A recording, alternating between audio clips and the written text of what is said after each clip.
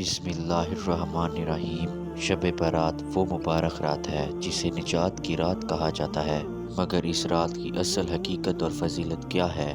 آئیں دیکھتے ہیں۔ جب ایک شخص نے مولا علی علیہ السلام کی بارگاہ میں آ کر اس رات کے بارے میں سوالات کیے، اس شخص نے کہا، یا علی، لوگ کہتے ہیں کہ 15 شعبان کی رات خصوصی رات ہے۔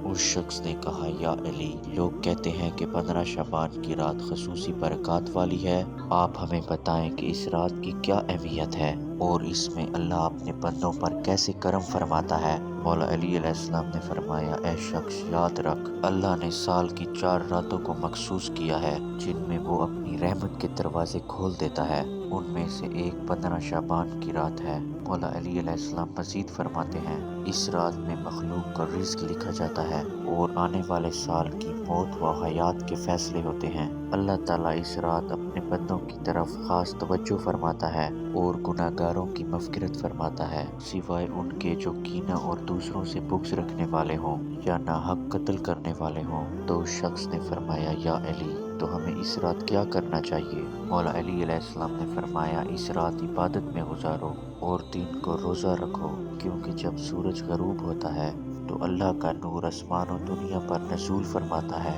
تب اللہ فرماتا ہے کوئی مغفرت مانگنے والا، میں اسے بخش دوں، ہے کوئی رزق مانگنے والا، میں اسے رزق عطا کروں۔ سبحان اللہ۔ مولا علی علیہ السلام نے بتایا کہ یہ رات صرف جاگنے کی نہیں بلکہ اپنے رب کو منانے کی رات ہے۔ اس شب برات ہمیں بھی چاہیے کہ اپنے دل صاف کریں اور اللہ سے اپنے گناہوں کی معافی مانگیں۔